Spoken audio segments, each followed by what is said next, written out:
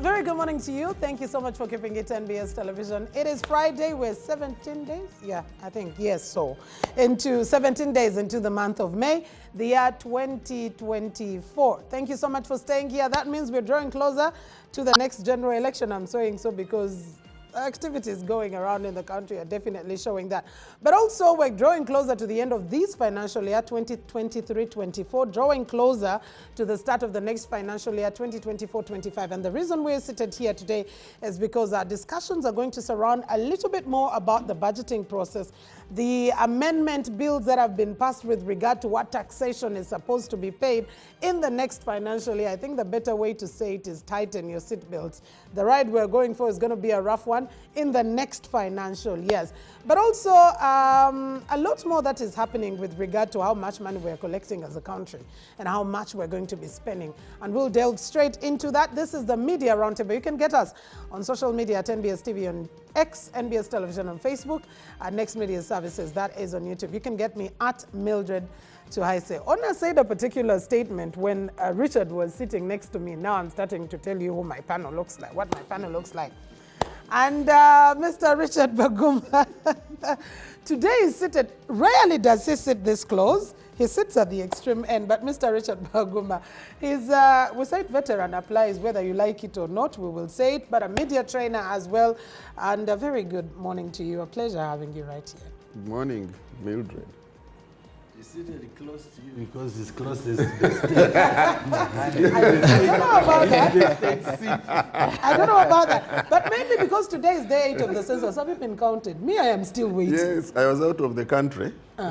So you were counted in absentia? But they told me, yes, they came home. So you were here by census night, 9th? You were No, still... I was not here by census night. So you are not part, you're not a Ugandan? But they went home. No, Mildred, you are deliberately... You are not. You are deliberately misrepresenting. You are not part of our population. You are not here by census night. No, I was not here. We had a civil society UN conference preparing for the Summit of the Future. Yes. Oh, yeah, yes, sure. Yes, so I went. But... But my understanding of the way people are counted is different. So you're not part of our population. No, we will not start planning for you, not at all. But we must meet the viewers. Oh yeah, please go ahead. Yeah, good morning. It's a pleasure to be here, and of course an honor. And yeah, we shall share our 2 cents. But I was bullied by the state agent into sitting here. You are definitely bullied. I know. I saw that. I couldn't save you. Mr. Nopito Ekomolite, I normally call him a man of so many formers, former presidential press secretary, former member of parliament, the man who sells happiness now as is. Yeah? Nile Breweries Limited, the board chairperson. You always be adding a former employee because now I'm a retired Oh, man. you, okay, former employee as well. Good morning to you, Ona. Good morning, Mildred, and good morning to the viewers. It's nice to be with you and the team. Yeah, it's exciting. Have you been counted or you're part of the clocking I've population? not been counted and I'd given up hope, but yesterday the LC1 chairman called me saying, we are saving the best for last for you. That they are coming tomorrow, so I'll be waiting for them. Congratulations. Okay. I do have Moses Molondo as well with me here. He's a business writer, senior journalist with the New Vision. Moses, a very good morning to you. And thank you so much for turning up. Good morning, Mildred, and good morning, viewers. Thank you, Mildred, for the opportunity to be on this platform. A pleasure having you. Have you been counted? You want to No, ask I am yet to be counted, but of course we still have more days.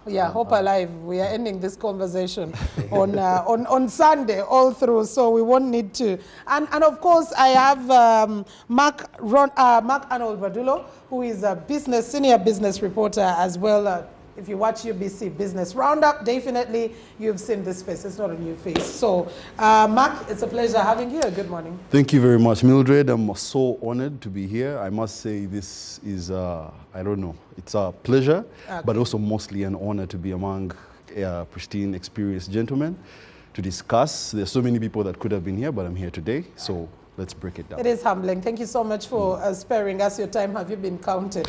Yes, I've been counted. I was counted on Tuesday. The numerator came around. You know, we had a discussion. Give him the experience because he's saying Yes, he the wants to have a experience- sneak the peek experience, into they'll mostly ask the you how- questions. Because you know the problem is my wife is the one who was at home. But you're the not way a- I you was are flying not into part the of our country, she was flying population. out, so we didn't even meet. You are not part of this population. You didn't Just sleep just so you know, they asked your wife how many children you have. Uh-huh. Oh my So God. I I hope hope she she has knows. the accurate figure. I hope she knows the number. Yes. Okay. But it was a good experience, and I think it was very relevant. I think we really need these statistics as soon as yesterday to be able to plan better. Oh yes, and now that we're talking about planning, one of the plans is how we're going to budget for what services, what expenditure goes to which particular place. Now, let's take a look at the story that we had much earlier on. As for the next financial year budget, at least information that is coming in from the corridors of Parliament is that we may hit 72 trillion shillings. Now, many of us are asking, 72 trillion over what? Let's take a look at some of the expenditures that we are going to be having, because State House needs some more additional money. That's about 25 billion shillings. We have 415 billion shillings that is going to go in construction of some stadia. We have the Pamoja bid for the AFCON. UNOC will be receiving 132 billion. We haven't forgotten that government said with this deal, if UNOC goes through it, we will stabilize prices. Pump prices. Okay, in more, Electoral Commission, of course, we're going for an election, 415 billion. Parliament will get an extra 110.93 billion. What? Do we have another CISPOC coming up or what? Okay, Uganda Police Force taking around the same amount of money. Well, I know because we're going into an electoral year as well. Ministry of Defense. Earlier on, I was talking about, classified expenditures that have also continued. Ministry of Defense alone will be needing 616.16 billion shillings for many of those things and much more of what hasn't been set out through. And much more and much more. Okay, let's look at one more. We have to renew our national IDs. So all the gentlemen on this, you will be able to renew your IDs. 415 billion goes to that. The same amount of money goes to foot and mouth vaccination. And 100 billion each goes to presidency and Akibua Stadium construction. But Kabalega Stadium construction in Hoima will take 162 billion. And then intern medical workers this time, I hope there will be no strike, 34.1 billion shillings is going through. Let's start off our conversation at this. It's okay to have 100 trillion, 10,000 billion, zillions, whatever we are having. But the biggest conversation for Uganda's case has always been, where do we get the money? What's our tax to GDP ratio? What is our tax base looking like? What is our expenditure? Because as a matter of fact, 46% of the budget for the next financial year is going to be going into debt repayment. Ona, I'd like to start off with you because you worked in that particular house. Which house? You worked in two houses. No, not State House. Okay. No, I'm just to looking be at clear. Parliament. I am looking at the Parliament House. What comes to your mind when we're thinking of a 72 trillion budget for the next financial year with such expenditures that you looked at and much more? Wow, ideally to reflect a giant leap, because I think barely 2 years ago, we have doubled the budget. So it would suggest that the country is really surging. It's some kind of astronomical The Kasaija? yes, growth. Okay. I think the disconnect, unfortunately, is always when it seems like the bigger the budget grows, the bigger our problems seem to become. And I think one of the biggest debates was whether they should increase tax on fuel products. And if so, will it be in tandem with the improvement of the road infrastructure in particular? And I think it's the situation in Kampala which really is in the faces of everyone, including members of parliament. You can't justify growth in the government budget if the capital city, where we all are congregating, including the people in this studio, is not reflecting that. So I have no problem with the government being ambitious. I think that's the right thing. It should be really trying to do much more, but let it be seen. If all these things happen, the stadiums are done, and of course there are some there's spending which you are not going to see. Things to do with the salaries, there is no way of seeing the impact. The impact, yes. Yeah, but of course if it's in terms of security, if we see better, the police, yesterday I was looking at the police on the streets and they didn't seem to be dressed in very smart and fresh clothing. So I hope we shall have a much better looking police. Their clothes seem to be weather beaten. You want more uniforms for police? I mean, if the money is being voted for them, where should it go? I mean, those are I'm sure at least if they are watching us, they are saying, yes, that's what we want. We want to look better. Okay. We want to earn more. I see the defense budget is being increased. 616 billion. Yeah, I think for a country which has been in relative peace for quite a while, it is time to start looking at our soldiers. They need to get better housing. They need to really, they have earned it. They have fought so many wars, and if there is money for them, I have no quarrel. Okay. I think to me as a citizen, assuming I'm just like in my village where I am most of the time, I want to see the impact of this money. The money is mind-boggling for the ordinary person, but if they see what the money is supposed to do, then that's what government should be doing. Okay. Yeah. Thank you very much, Honor. Richard, 72 trillion shillings, like Honor said, in less than 2 years, that's double what we are having for our financial year. What does that spell out for you? First is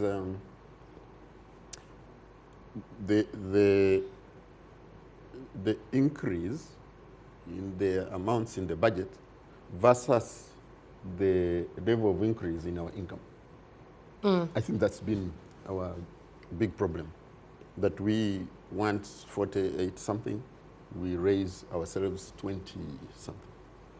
That's, I think, a large thing. So if we leap, I have no problem Uganda having a 100 trillion shilling budget.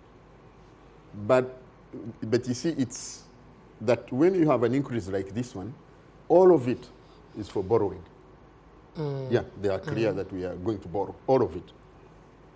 A small portion from external sources, a large portion from probably an 80-something% from local sources. Now, it means that me and Donapito and whoever Morondo, whoever else wants to go and borrow, it is going to be very, very difficult. When government is borrowing, mopping up all the money from local lending sources, it means that it is going to be very, very difficult to borrow. And you see, when businesses are not borrowing, including individuals, their growth becomes constrained, which also means that then it is more difficult to earn from them as a government. Yeah. So there is that cycle, which is a very difficult cycle.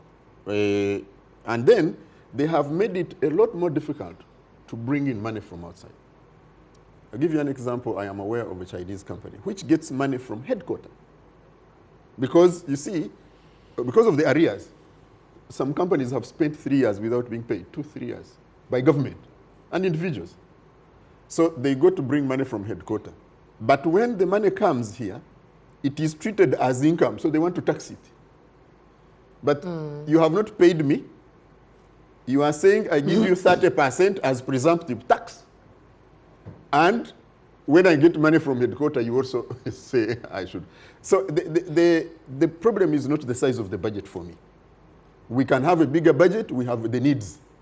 Two things, I don't want to repeat Honor's point, that the first is the money that doesn't get seen. You have a stadium to construct, and the stadium gets contested when it is being approved, and you have to beg around. You have infrastructure, SGR, whatever, it becomes a hymn like that one in church. Because you see the hymn in church, you repeat it every Sunday.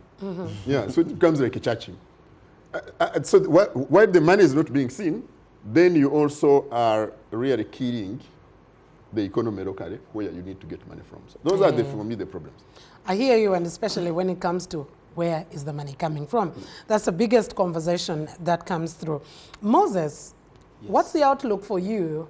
And for many, they've continued, many have continued to say, political pundits have said, since we're heading into political season, political patronage is going to be a very key feature in the budgeting process that we are setting out. Is that exactly what you're seeing in this budget, with estimated prices going up to 72 trillion?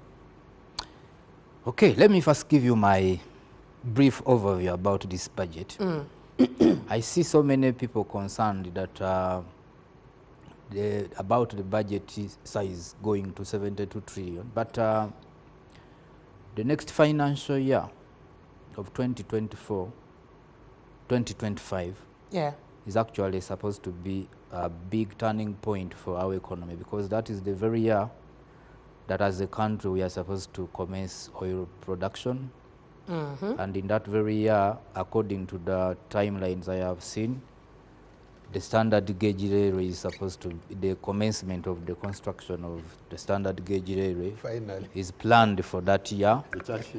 Of course, we have AFCON. We have to prepare to host AFCON as a country, and we, like you've seen, they have put in a lot of money for the different stadia. We have so many other projects in the pipeline. We have just constructed the Kaluma and the Isimba, and we have to evacuate that power. We have industrial parks. There is a plan to have them established in different parts of the country. The regions.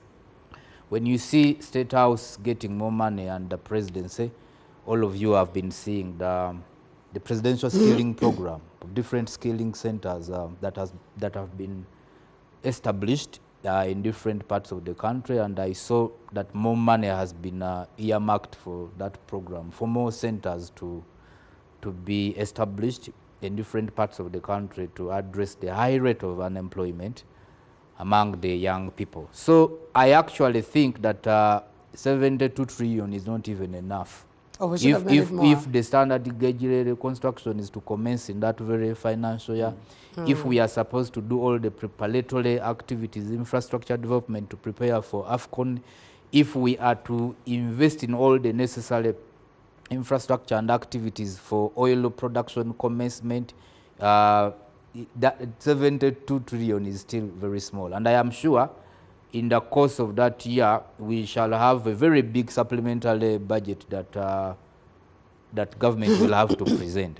But one thing that has excited me most about this budget is the budget for the tourism sector. For so long, many of us have been advocating for increment for the budget for that sector, because as a country, we have a global competitive advantage in that sector. I am sure many of us have seen that so many international agencies, including CNN, Lonely Planet, Bradit Guide, Rough Guide, they have ranked Uganda among the top 5 countries in the world with the most outstanding tourist attractions. In fact, even recently, at the beginning of this year, Bradit Guide ranked Uganda number 1 on the African continent. And of course, there was Madagascar and Zanzibar coming next to us. So as a country, we remember Winston Churchill, former Prime Minister, named Uganda the Pearl of Africa. This country is so much exceptionally, naturally endowed. In fact, if we eliminated the corruption and many other challenges that we have in our governance, this country can actually have the fastest growing economy in the world. Even currently, amidst the challenges that we are having, our economic growth of 5.3% is above the global average of 3.3%, and it is also above Richard is thinking about future impossible tense for some. Let me first make my point. If we remove corruption, Yes. and I'm looking at Murondo. I'm saying future impossible tense. Go ahead, Moses. let me first finish my point. Richard will get his time to Yes, give go it. ahead. The economic growth average for Africa is about 3.7%. So even before commencement of oil production, you can see we are having 5.3 economic growth. I remember seeing a World Bank report indicating that Guyana currently has the fastest growing economy, highest economic growth of more than 25% because they started producing their oil a few years ago. But for us as a country, we are actually more naturally endowed than Guyana. So if we start our oil production, plus our minerals, plus the comparative advantage we have in agriculture. I remember in the original East Africa of Uganda, Kenya, and Tanzania, 43% of the arable land of the entire region was in Uganda.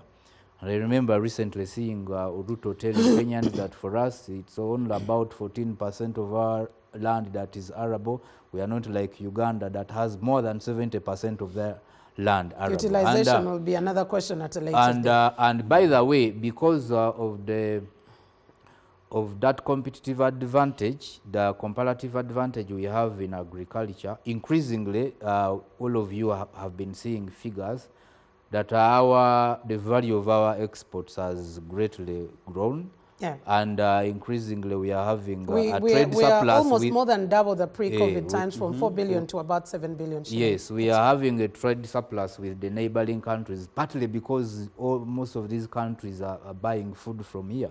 So the opportunities are so many for our country, and I am very happy that now the budget for the tourism sector has reached 400 billions from 198 last financial year, and in the current financial year they had increased it to about 230 billions. But today that sector still needs more money, because when you look at our investment in marketing our tourism globally, we are currently spending only $2 million. The neighboring countries like Kenya, Rwanda, and Tanzania are spending more than $25 million to market their tourism globally. But of course, the one challenge that we shall be grappling with is the issue of debt payment, because now when you increase the budget to 72 trillion, it means the bulk of the money will have to come from internal and external borrowing. Yeah, and that, of course, will be a very big challenge for us. And increasingly, all of us have been seeing that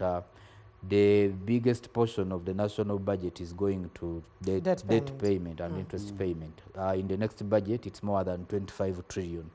That's a very big challenge we have. But as I conclude on the taxes you talked about, of course, as a country, our taxes are, of course, our tax to GDP ratio is still the lowest.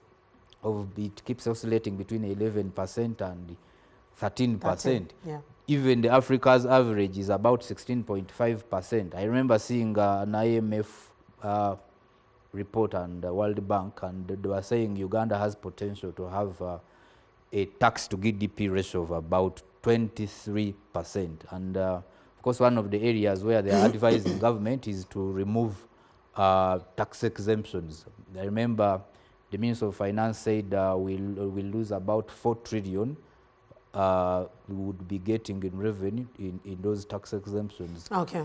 Thank you. Thank you very much, Moses, for that elaborate conversation. Although Richard thinks that you're speaking in future impossible tense with a if, but he qualified. He said if, not when. So Richard, you've given up on the fact that corruption cannot be fought, cannot be eliminated in Uganda. I didn't understand you. No, Mulondo. I can say this, and I could always tell you, Mildred, that you keep the recordings. Yes. Mulondo is going to be in a government communication job very quick. Very soon. I can see him preparing himself. I can see him. So this is but he said if. There is if one and if two. I'm saying this on national TV, and you're going to keep it. If so one. let's wait and see. Mulondo will be coming here, sitting with us in a government communication. He's preparing Leave himself. Richard. This is very in clear. his future impossible But situation. Richard, are you, And that is very good. Richard, No, that And is is very it good. bad? Konapito, we have been It's okay. Thank you. Thank you for the batter. Let me get to Mark. Max, what do you make of this budget? Impressive, thumbs up, thumbs down, or thinking through? Well, thank you very much, Mildred, and gentlemen, for your thoughts.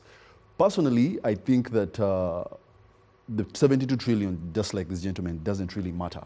However, what really matters is how are we getting this money, okay? We're looking at forecast by the Uganda Revenue Authority being 29, I think, 0.9 trillion. And coming from last year, it was 29.6. So that's just about, I think, 3 trillion. Billion, yeah. Billion about. So what's then changing? You know, you ask yourself, what's then changing? Because if you borrow from the dynamics of a family and then scale it out, as you plan for a family, you know that, okay, the family is growing. First and foremost, the needs are also growing. Yeah, so definitely the needs of Uganda are also growing. So when you ask where are then we getting this money from, yeah, and vis-a-vis our current obligations, you know, the local, the domestic areas that we have to pay, you know, I think when we put those into contrast, I think then that's where our challenges then start to pause. How are we going to appropriate some of this money? So the appropriations that we've made, that we've seen, are justified. I like the appropriation in defense, okay? I like the appropriation in tourism, like he has mentioned. And personally, I would just really point to the Uganda Revenue Authority on at least looking at more innovative ways of taxing Ugandans. Well, we don't want IFRIS. Because IFRIS, you see, I think IFRIS is a very good innovation. It's only just been communicated wrongly, and especially to the kind of people that really decampaigned it. They really didn't take time to educate the business class appropriately. Yeah, but that's not to say that there are also repressive tax policies you know, these people are facing. But if the president has come out and said that, okay, we are trying to incentivize, you know, local producers, you know, so maybe start trading, build Uganda, build Uganda, and maybe he's indirectly telling the traders, look for local sources of these things that you are importing, and perhaps the story could change from there. So I feel that the URA, first and foremost, has that obligation to creatively think about taxpayers. Okay. The register, because right now we are slightly over 3.5 million taxpayers. You know, out of how many potential? I think we're not thinking creatively or innovatively. The census question: how do you pay taxes? That would be the interest. Let's ask him. Personally, yeah, I've been asked. Yes, I've been asked. I pay taxes. No. I mean in the census. Yes, it is. That's what I'm actually saying. The question is part of the census questions. Do you pay taxes? Interesting. Yeah. They ask for your TIN number. They don't ask for your TIN number, but they ask you if you do pay taxes. You don't have to have a TIN number to pay taxes. Yeah, because you don't have to. Direct taxes. There are many direct taxes. That's true. So I feel. I think no Ugandan should say no. I don't pay taxes. Everyone pays taxes one way or another, as long as you're a consumer or, you know. Yeah, or you spend. So for me, I think that's one on URA, but also on the UBOS, okay? I've heard sentiments from so many business people that UBOS is really letting us down. We don't have relevant statistics to make decisions. Okay. You know, they need certain information to base their decisions on. But the statistics are not relevant. You know, most of the time we are 4 years into, you know, using statistics of 4 years back. And I think that's not very helpful for a person that really wants to move. Imagine. So probably government should put more money in research-based planning? Yes, we really need scientific research-based planning so that it's qualitative, not quantitative. You know, we've been for a long time unofficially using 45 million Ugandans as a parameter of our population. And yet we all know we are far beyond 45 million people. Okay. Yeah, so those are my 2 cents for now. I think we can delve deeper into the yeah, and the biggest conversation coming up next after this break is going to be, okay, yes, the money is here. When you set out a budget for a wedding, I mean, let's take it social. You start thinking, where am I going to get this money? And then you're thinking, oh, friends will contribute, but what do you have as you, the person, you, the Mgole, who is putting up this wedding? So aspects of where is the money going to come from? Where are we going to look? Where do we need? We've been doing rationalization currently of government agencies, but is that going to be enough for us to be able to salvage? And that Richard talked about the domestic borrowing, how that gets to impact the economic growth that we're so much boasting about. That and much more when we do return.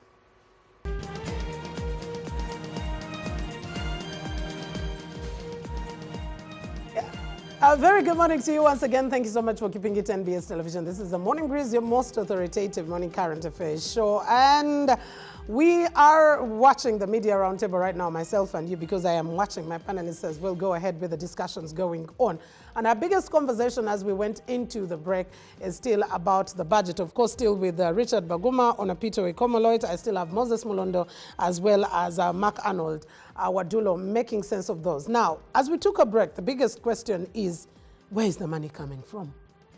Where are we going to get this money without burdening the already burdened taxpayers? Because what we get to see many a times is that we have more tax deepening than tax widening, because our tax base is actually very, very small. Earlier on, Moses was also talking about the tax to GDP ratio, which is still one of the smallest, or one of the micro ones, according to our other brothers and sisters across the region. So, Ona, is it time to fasten our seatbelts for such that, yes, it's 72 trillion, but where is the money coming from? Because if you're going to spend over 46% of our money in debt repayment, then where is the money that is going to be functioning? Now, first of all, Mildred, I wanted to just add something, that the challenge is not having more money.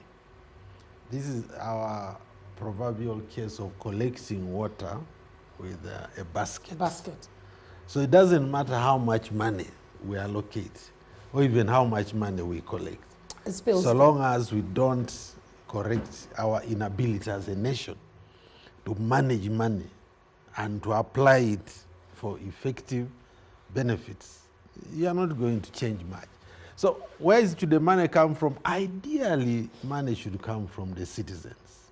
And I think we have the capacity to generate this money. But again,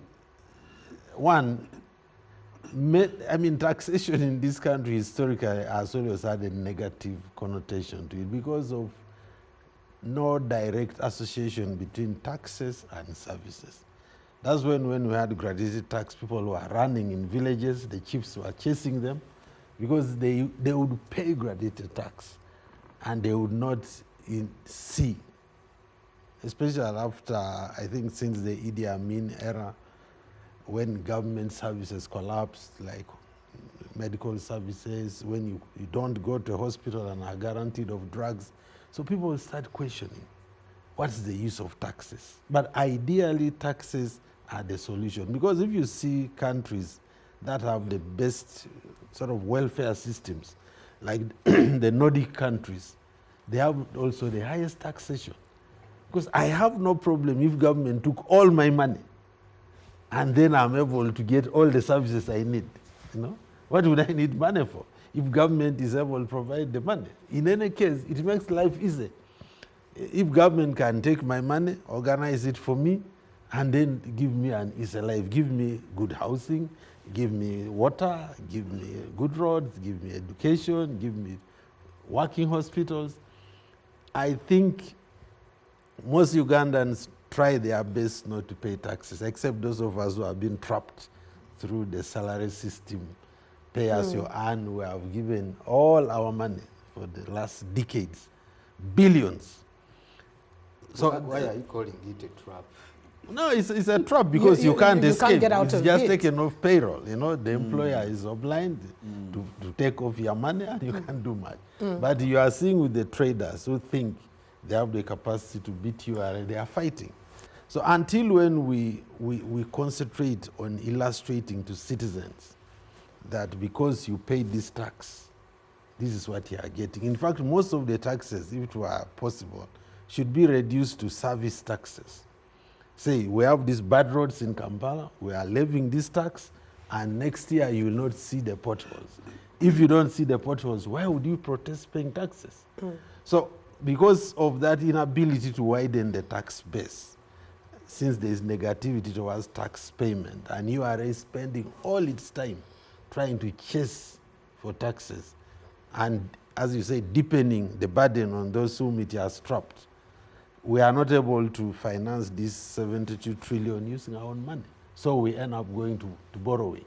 And then you are in a vicious cycle of paying loans. So it's a catch-22 situation. But my argument has always been, Leti has worked towards convincing citizens that when you pay taxes, a person like me who has paid a lot in taxes, have gained, but I also have my own complaints. Is it about really convincing, or is it about accountability that is visible? Because even while the speaker Of yesterday course, was you being convince challenged, through action. You don't have to convince through words. They have to see, and when you speak, the actions speak for themselves, so to say. Yeah. all right, Moses, I'll come to you. Like you said, I agree with you. It's not really about the money, even if it's 500 trillion shillings. But where is that money coming from? At what expense for that taxpayer who is coming through? Okay, first of all, there is an ongoing rationalization of government, or call it downsizing government, The agency. which many of us are very excited about, because many of us have been complaining about the huge cost of public administration in this country. But of course, they are not doing enough in that area. I can give you some examples. Like we spend hundreds of billions of money on a number of government agencies that are in rented premises. But then you have your government, you have prime land like Naguru, Nakawa, and the land is given away to different individuals instead of actually government using that land to construct offices for the different government agencies that are renting. So that's a very... But has there been a change for those that have decided to have their homes, like Uganda Revenue Authority, looking at expenditure versus what we expected? Of course, it makes a very big difference when an agent stops renting, because that money is saved and it can be used for other purposes. But they will spend on other things. They will need service providers. They will need to keep up the building in good shape. The cost still would be much lower than when you are renting. And of course, as you are aware, we have a challenge of corruption in this country. There could even be tendencies of those Rent costs hikes. being inflated, and the government officials in charge share with the private individuals who own the properties. The other big challenge, you see, government has created so many local government units over the years. So many, they are in thousands. And I remember doing an assessment about the budget for local governments, which is currently about 5 trillion. But about 65% of it is for the wage bill. And another about 15% is for non-wage, for the operational costs for those very government workers. So very little, So you're left with just 20% less than of that. 20% that is left for development expenditures. And you can really see that these local governments are not economically viable. If we are spending more than 80% of the budgets for local governments on recurrent expenditures, that means we need to, as a country, we have to do a review of these so many local government units that we have created. Look at the size of our parliament, close to 600 MPs for a small country that has limited resources. Look at the size of our cabinet, more than 80 ministers. Do we need all of them? Recently, RDC, government, assistant deputy. the president appointed new RDCs. So each district is having like 3 RDCs, and we are spending a lot of money on them. So there are so many things that government can actually do to save money that is wasted in a lot of expenditures that are not really impacting on our economy. Okay. But also, like I told you about the IMF and World Bank recommendation on the tax exemptions. I remember Mwanga Chifumbi, when he was Shadow Minister for Finance, I think last year, he put the figure at 8 trillion, but finance says it's about 4 trillion that we lose in tax exemptions to these different companies, mostly foreign investors who have put up companies here. And they are, by the way, making a lot of profits, but they are not paying taxes. So I think that is something that government needs to revisit. But also there are many, look at border riders. Oh, I have talked to a number of them, and they tell you in a day someone can make 80,000 shillings. That's a lot of money, but they are not paying taxes. They're informal. They are informal, but they can be formalized. Government can organize them and They don't want to formalize because they don't see the value for the taxes. To The pay Bodabodas taxes. have overrun government. We We'll formalize them. the agriculture is the backbone of our economy, and Yeah. so many commercial, especially commercial farmers, they earn millions of money, billions of money actually, from their agricultural produce, from their cows, from their goats, but they are not paying taxes. So there are many other ways. And lastly, you see, I talked about the tourism sector, and it has potential to generate billions of dollars for our country. But the money that we are currently getting, which is about $1 billion, before COVID in 2019, it had reached about $1.5 billion. How much of it goes to government? In Kenya, strategically, a big chain of hotels are owned by the state of Kenya. And so when they have those big international events, the money that comes, those foreign visitors come with, a big portion of it goes into government revenue. But here, we see government revived the UDC, and when UDC was revived in 2016, there had been a commitment by the executive and parliament that UDC would have to be capitalized with over 500 billions, and it has not happened. So UDC would actually be setting up hotels, so that like that prime land of Luzira prisons that they want to give to a Chinese investor, Moses, they would give it to UDC to put up a high-class Moses, there are three hotel. aspects that government will tell you. We're promoting private sector. Number one, they will tell you we're going into businesses that are capital intensive, and going into businesses that are risky. Mildred, even They don't want to compete with private sector. Even countries that have state-owned enterprises like Kenya, like China, they also support their private sector. Here, most of the companies that you see constructing roads are owned by the state of China. These are state-owned Chinese companies. And they generate a lot of revenues from around the world. Where do we leave that corruption in widens there? the revenue base for the government of China. Where do we leave corruption in there? So I will talk about corruption, but let me first finish with this point. That it is no longer practical for our government to think that they will only depend on taxes for revenue. UDC should be adequately funded. Government should be setting up state enterprises. Like now, Kofi, the president, keeps talking about value addition.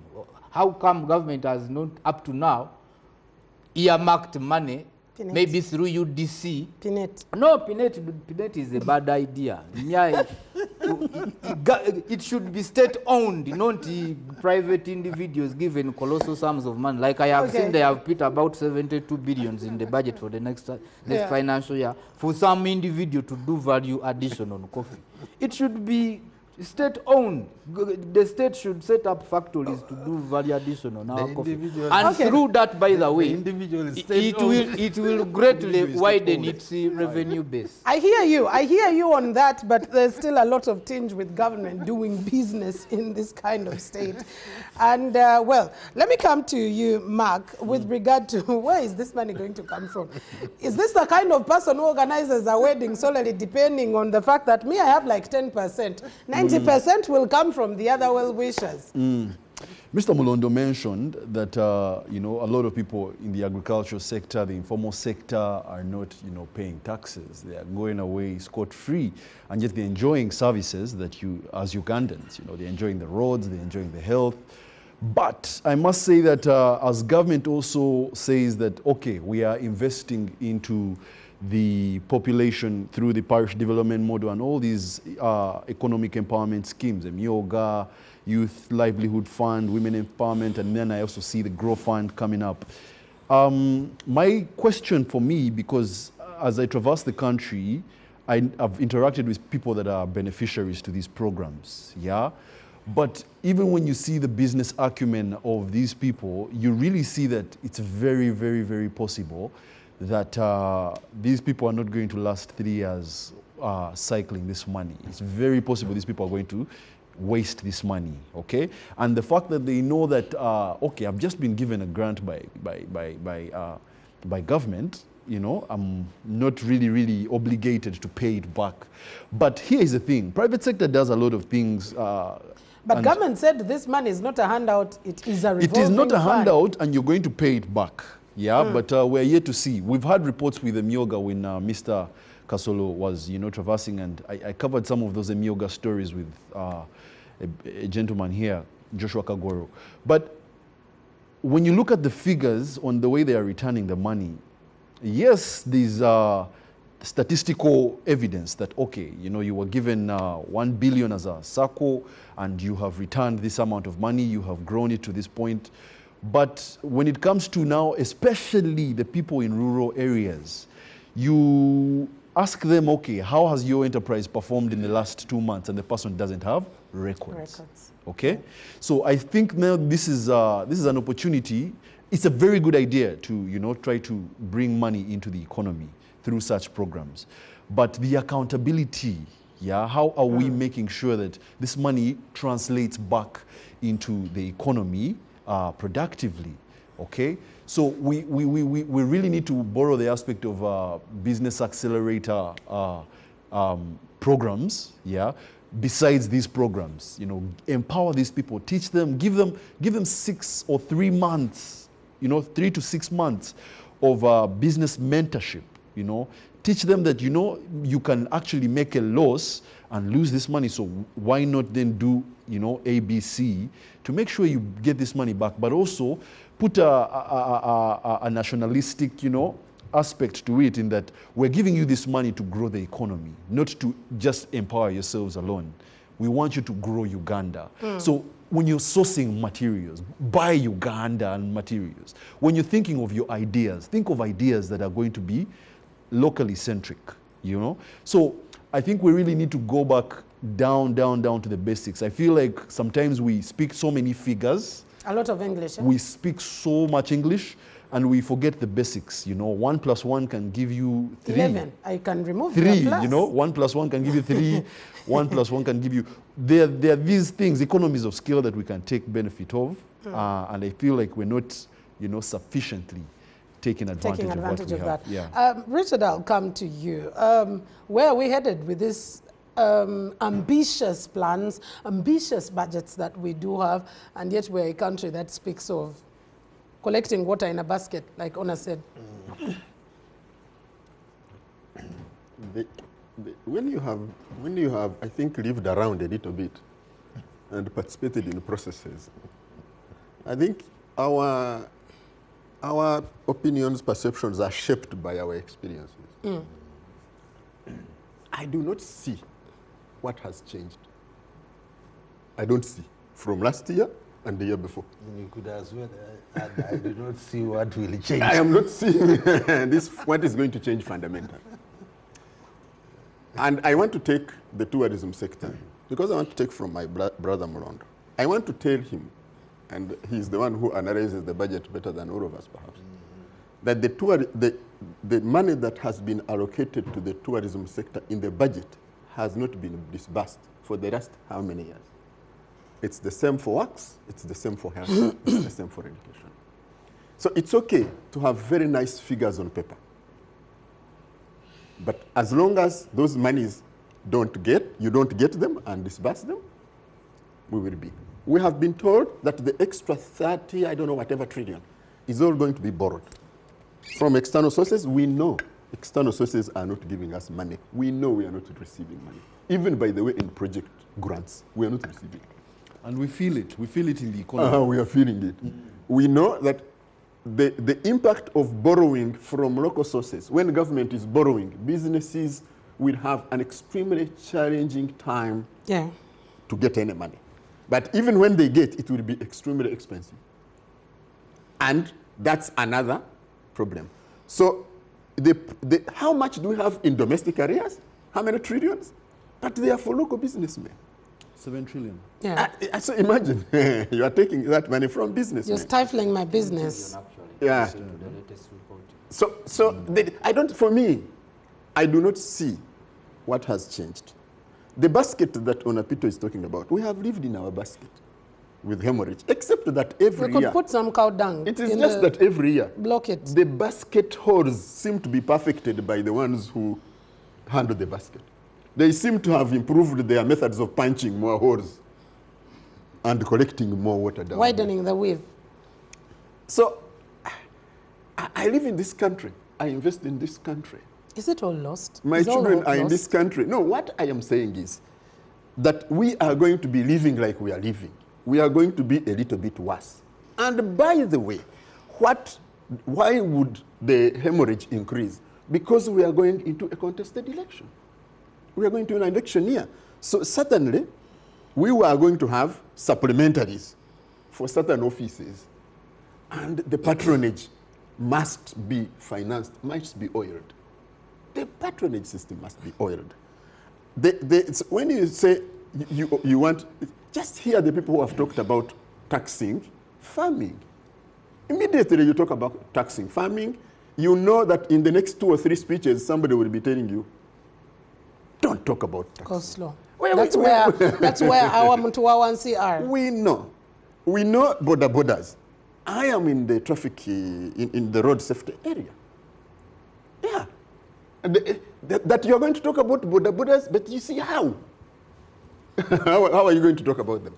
And so it is okay to remain optimistic because we don't want to lose hope. I mean, imagine a hopeless situation. That is why you have 1.5 million people, adults in this country, with mental health issues. And you know statistics don't lie. These statistics come. We have more than 1.5 million. We don't have too many adults because the population is made of young people. Even the few adults have mental health issues. You look at, and you know, for me, it's like when you sit in these spaces, you tend to come out, I think, a little bit stronger.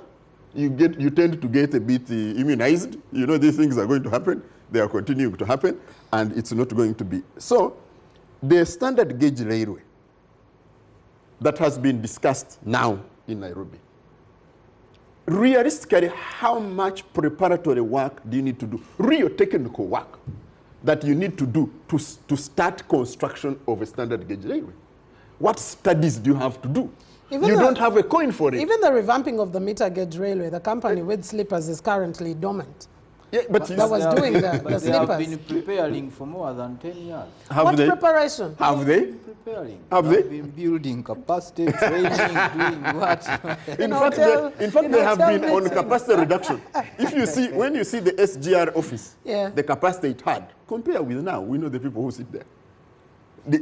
So you see, they are, and people tell me about oil, that there is going to be a fundamental transformation 2025, we when were told. oil comes. There is no evidence in our neighborhood that them having oil has the. Us, we could be different. No, but the institutional preparedness is not there in this place. It is dysfunctional, but it's also, in my view, building institutions. But you know that even our increase in GDP has also been attributed to the investments in the oil and gas sector. Yeah, Richard. but Partly, yes. Partly to the oil Yeah, and gas. Yeah, but that's part of what has increased. I really think there are certain things that have increased. What has increased the most is the hemorrhage. So the basket situation. No one is saying things have not increased. The population has increased, the taxi area has increased, the hemorrhage has also increased. So you cannot see. You must deal with the hemorrhage. Otherwise, you can increase your budgets to a trillion, and you're not going to see impact on the ground. And maybe just to chip in on that, for the oil and gas sector, I think it wouldn't be wise for citizens to hope for so much, especially in the beginning, okay, for this oil and gas sector. One, for example, oil and gas, has a petroleum fund. This is not money usually that we see in the consolidated fund. And if we start looking at the oil and gas revenue as a as a lifesaver for our planning, we might see ourselves in the same situation, because imagine we're looking at a jump from 52 trillion to 72 trillion, okay? So now oil and gas is going to come. Then now what? Okay?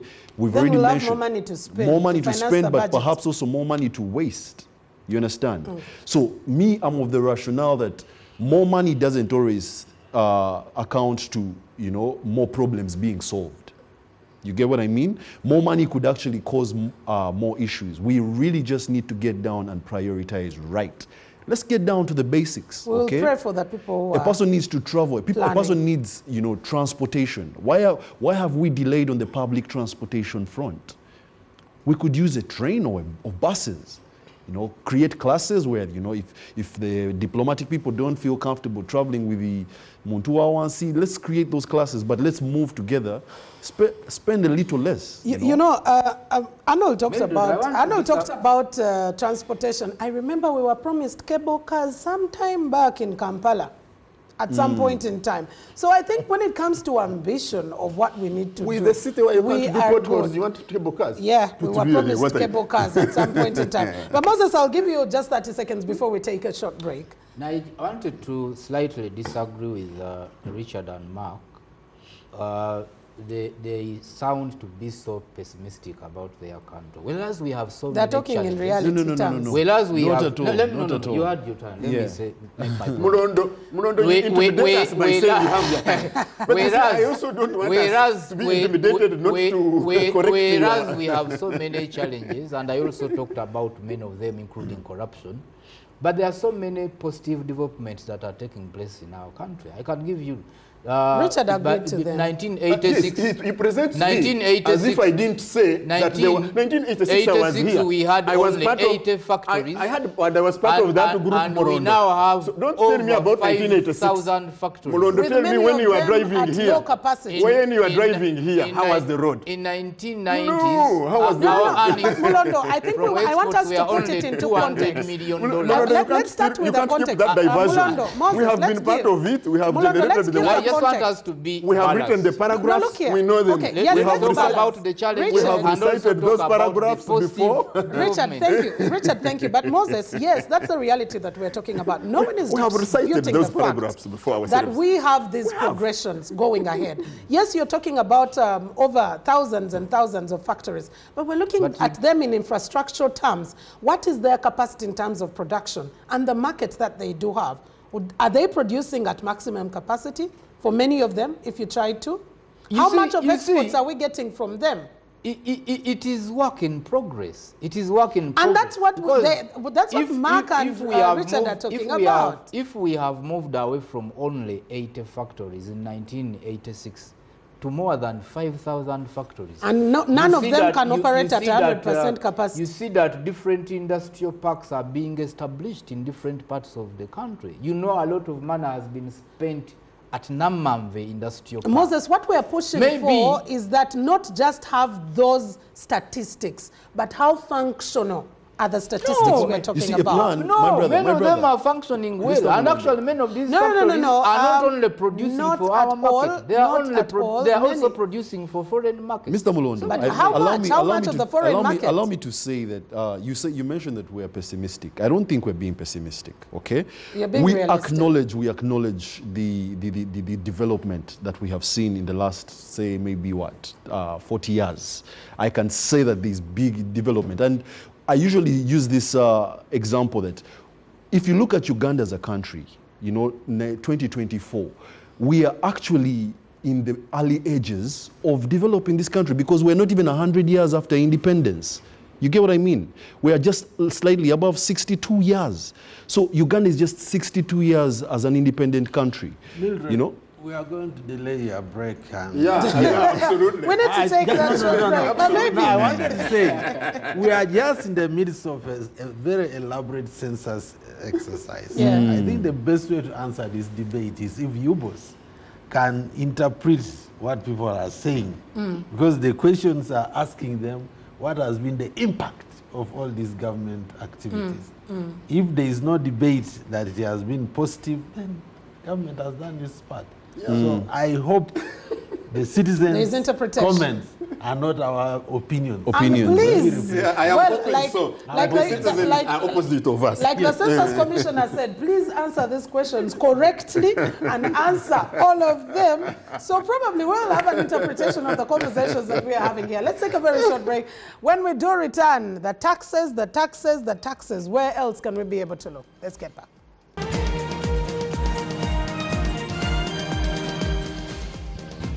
Welcome back. Thank you so much for keeping it NBS Television. This is the Morning Breeze, your most authoritative morning current affairs show. And this is the Media Roundtable. I get the journalist's perspective on the stories that have made headlines. We've talked a lot about the budget. We've talked about our expenditure. We've talked about our revenues. But part of those revenues is inclusive of taxes. Now, yesterday, Parliament did pass the Value-Added Tax Amendment Bill. And that was particularly looking at a number of taxes that will be instituted in this particular financial year. I beg your pardon, the Excise Duty Amendment Bill. We have 100 shillings on, bottled water. Yeah, for you who take bottled water, me, I boil my water at home and carry it. I am fighting plastics at that. But at least which is reusable. I'm not paying. I am not going to be paying. 100 shillings tax is going to be on fuel, and that is particularly petrol. There was a suggestion around 300 shillings on kerosene, and they said, Muntua once he uses that for lighting, and without rural electrification, we will be suppressing them the most. Aren't we targeting the wrong places? Where else can we be able to target? And Richard, this time I want to start off from you. As we said, we always deepen, we rarely widen our tax base. What are some of those areas you deem would be the right one? Because I also do remember Parliament was planning a 500 shillings tax on every bag of cement, and yet we have a 5 million housing deficit. Some of the members of Parliament said, what exactly are you trying to do by continuing to tax an area where we need more reforms to be made? I do come from a cattle keeping background. Because you milk your cow. Yeah. But you see, apart from the species of the cow you have, to get good milk yield from the cow, you have to feed it and water it and keep it healthy.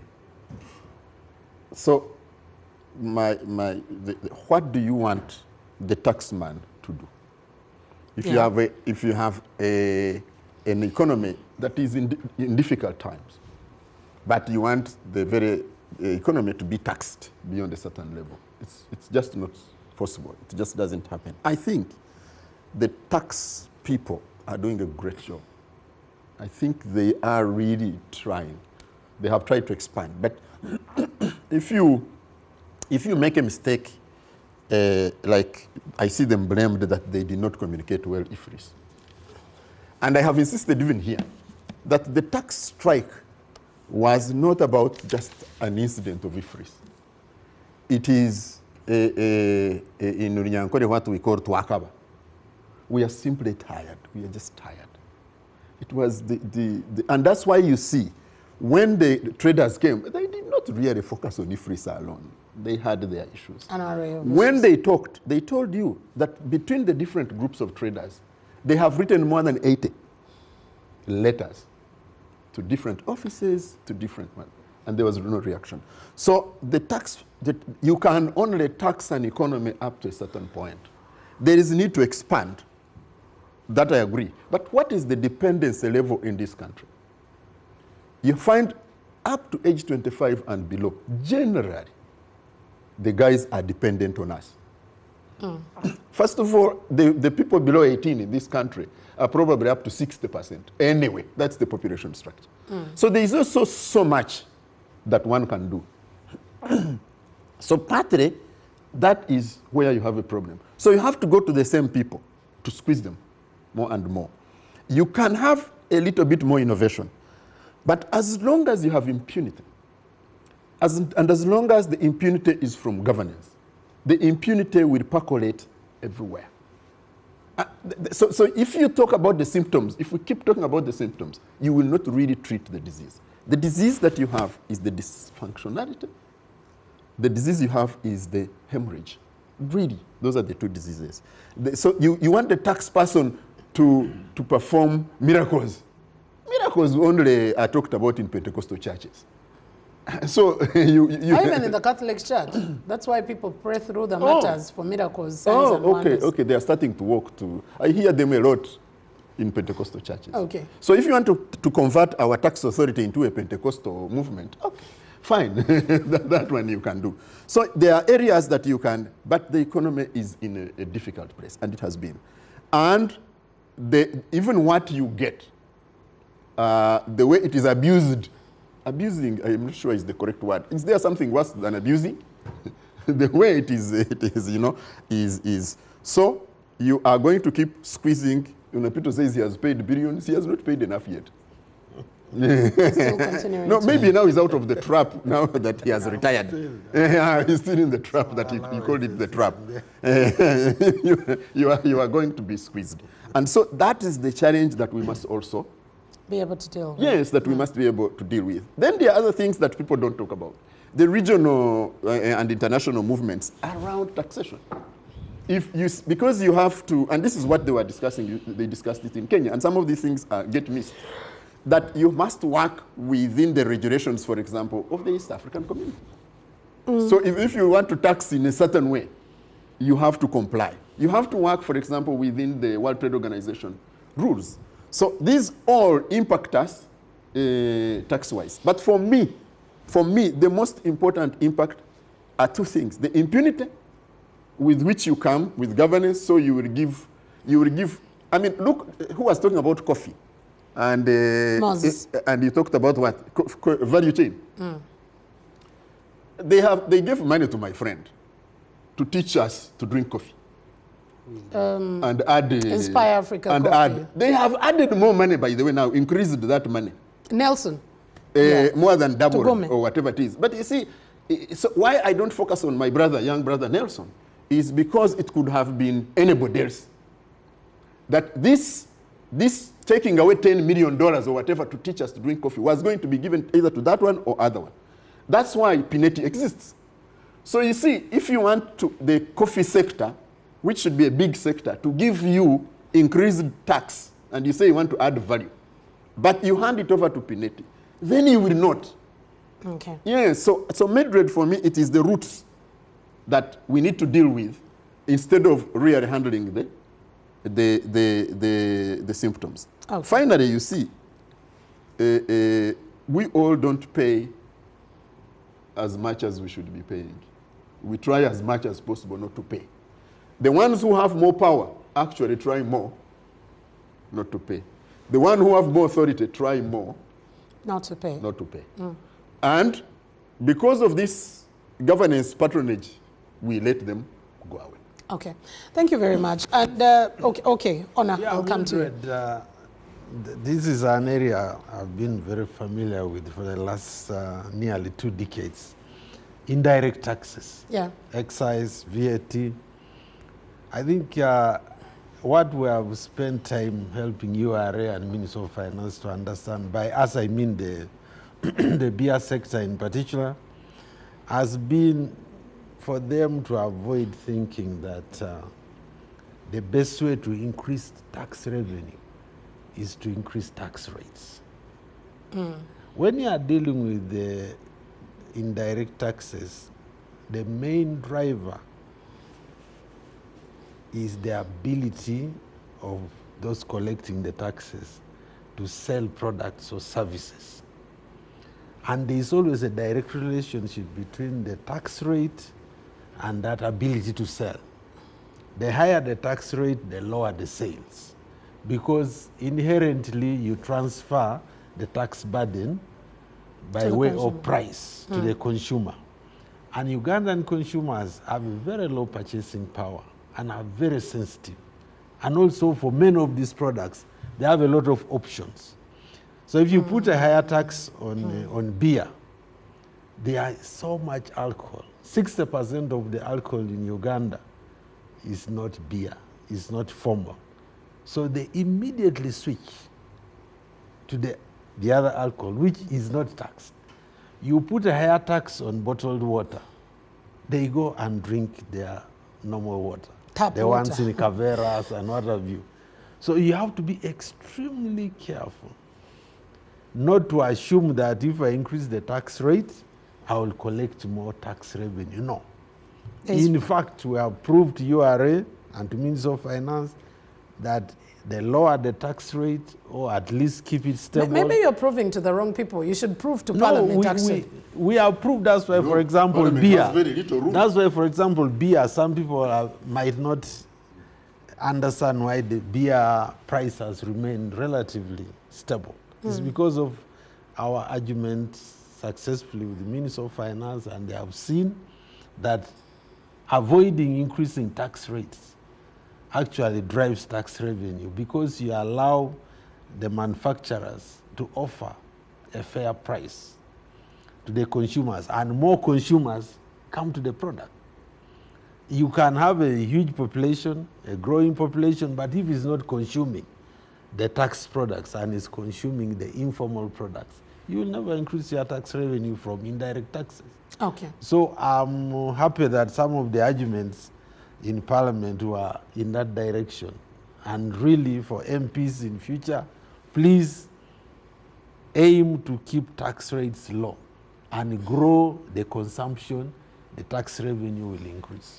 All right, and I'll come to you, Mark, with regard to the same. The taxes, all we are always told by some MPs is tighten your seatbelt, and that is it. But we are continuing to press as hard, and that is where tax evasion and avoidance comes in. If I get an opportunity to not pay the tax, as a Ugandan, many would actually agree. That is why they were fighting against IFRIS, because like the PSST says, this is the camera in someone's business that is going to be able to see whatever is happening. And not many people want that transparency. My comrade mentioned that as Ugandans, we're sensitive consumers. You know, once a price goes up, there's a chance that we might find alternatives, which I also agree with. I think that's very true. So now, the taxes, when we were off air, we discussed something about the education system. And for me, my suggestion was, why do we have to wait for a person to reach, you know, after university to get into the market, then to look for a job? Why don't we even think about it more creatively or more strategically to say that, okay, when you're getting into your S1, you know, 15 years or 16 years or so, you're getting into industrial training of sorts, you know. By the time you're in S4, you're going into industrial practice. And you're actually becoming a CEO of some company by Form 4, okay? Now, how many students are we teaching? How many potential taxpayers are we creating, okay?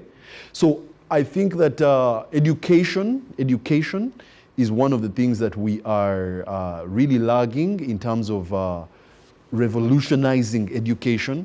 We have the ball on our court. We don't really have to benchmark from so many other countries. You know, we just need to benchmark on one or two countries who are perhaps even Germany or something, because I'm told a child in Germany, by the time they're in their, you know, early stages, they know how to use a screwdriver. They know how to use a wrench. They know how to use these tools to fix basic machines. You understand? This is before they're even 15 years old. So how about if he is, you know, 15, 16, 18, 20 years? And they're still dependent on their parents. Yeah, so I feel like the tax question can be linked back to education and revolutionizing. We only need about, you know, 6 to 7 or 8 years to actually see, you know, a result from a drastic change in our education system. All right, I think I totally agree with you. Who is contributing? The greater percentage, the greater majority that we always talk about has to actually be able to contribute. But just to conclude, because Yeah. if the government has enabled this service be available, you know, then why wouldn't those people who have, you know, benefited from it, then, you know, walk around and pay back what they're owed? Yeah. Moses, I'll give you the last chance on the aspect of taxes. Like you clearly mentioned, our tax to GDP ratio really low. But what more? Because after all, we're pressing the same kind of persons. Yes, in my earlier submission, I had actually given alternative sources of revenue for government. But briefly, because we have limited time, I wanted to talk about some of the taxes that we had anticipated government would scrap. But it's maintained. And it never did, and that is the excise duty of 12% on internet. The ICT sector is a sector that has enormous potential to create millions of opportunities for Ugandans, especially the youth. And actually, the last time I checked, I realized that it was only Uganda and Zambia in the whole of Africa that had imposed the taxes that limit access to internet. The world over, all progressive countries that want to expand their digital economies discourage taxes on internet. So, and I have also been in a number of interactions with ICT sector stakeholders, including the Ministry for ICT, UCC, and they have all been pushing for the removal of such taxes to expand Uganda's digital sector. So maybe this is something that will be considered in the budgeting process for the next budgeting process that will start in September for 2025, 2026. But it is something that we need to do because this sector, government keeps mentioning it in their policy documents, development programs. But in terms of funding, it's not a priority because even in the budget for the next financial year, it has been allocated only 230 billions, which is a very small portion of the national budget. And yet, the potential that sector has to create millions of opportunities for Ugandans is very enormous. But as I conclude, we actually have a very big challenge as a country because when you look at what URA collects, we talked about the 25 trillion that goes to debt payment. Now, URA currently collects about 28 trillion. Now, of course, in the next financial year, the target is 32 trillion.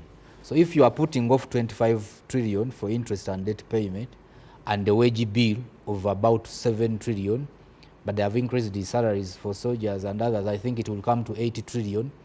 It means that you actually, to fund all the government programs, you have to keep borrowing money. So yeah. I think government will have to maybe organize a national convention or conference and call all experts and stakeholders to have a serious debate on what needs to be done to widen government's revenue base, because at the moment we are even borrowing to pay salaries. There's only one thing that needs to be done.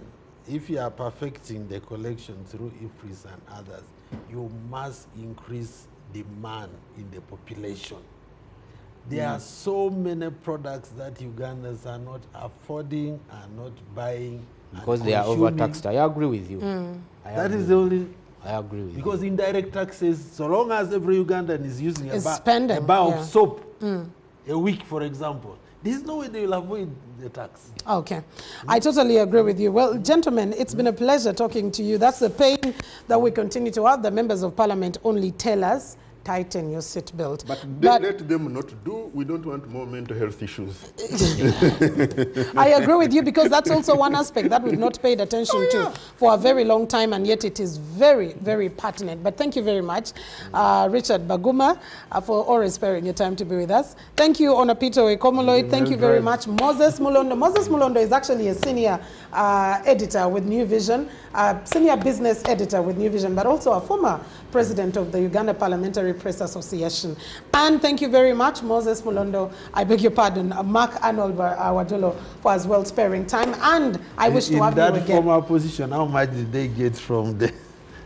That is can that be side-effects? Let's discuss it after. But we know well that May is coming to an end, June is coming through. That means Martyrs' Day celebration will be. Nebi Diocese is going to be animating the Mass, and they set off for a 438-kilometer journey. Yes, trekking the journey of faith, and currently crossing Karuma through to Boyale as they proceed to continue to come through. We have Joseph Omagor with the details. Joseph, how far, how much more, how long the wait? Thank you so much, Mildred. Right now we have just left Karuma Town Council, and of course yesterday 520 pilgrims have crossed Karuma Bridge and slept at St. Joseph's Parish in Karuma Town Council. Right now they have just left, and they are going to be headed all the way to Boyale. They are going to sleep in a place called Katurikire, where they will be spending a night. That's about 38 kilometers from here. I have with me the people who are making sure that all the bills are paid using Momo. Welcome to NBS. Thank you very much, Joseph, and good morning, viewers. Kindly tell us briefly why MTN is involved in this pilgrimage MTN is a giant company in Uganda, and definitely we are because our customers are. We are deeply concerned about their welfare, so that's why we have to partake in their activities. It is a work of faith. Yes. We understand you started this journey from Nebi Diocese, and now we are in Karuma. How has it been so far?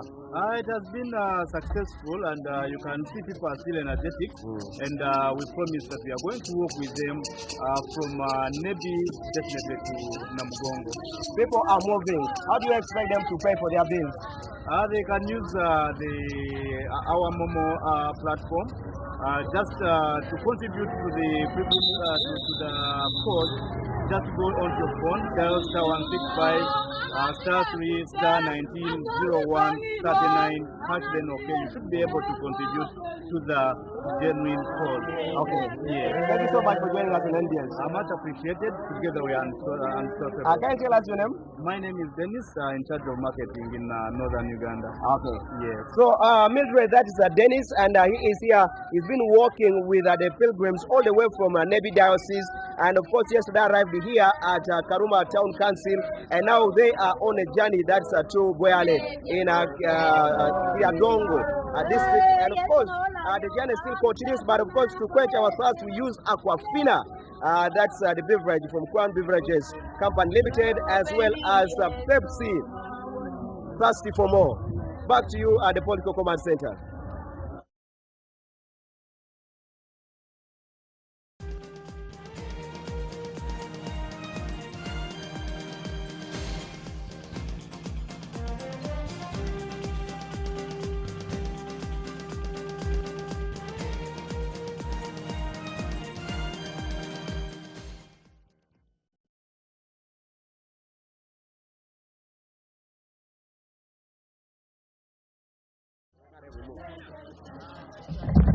All right, so we are still on a journey, and of course, right now the pilgrims are continuing, going to Katulirikire. I just want to greet this gentleman. How are you doing? I'm doing well. You are live on NBS TV, and we want to just appreciate the fact that you've taken this journey to Kampala in Namugongo. Why have you done this? Going to express our faith to Jesus Christ, as the martyrs did. Yes.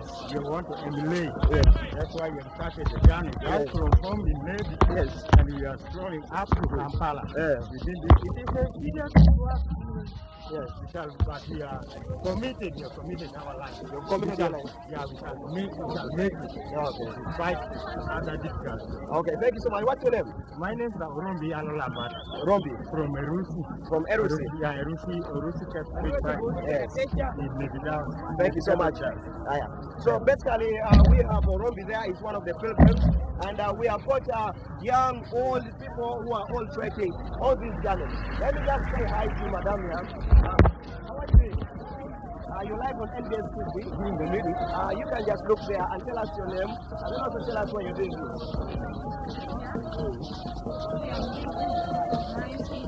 Oh, you're close to your food.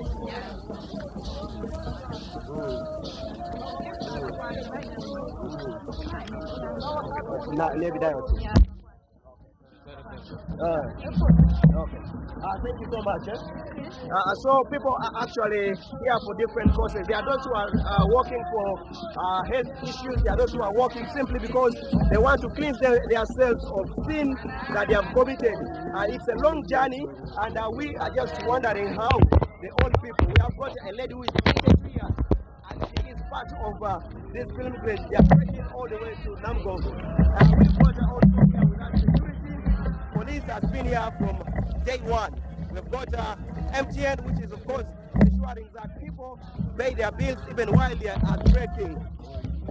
Basically, it's fun, but also it's just a vibe that is a Christian, and these people have committed themselves. They have committed themselves to ensure that they take this journey to show their face for Christianity as we head to the 3rd of June 2024 at Namugongo for the Martyrs' Day.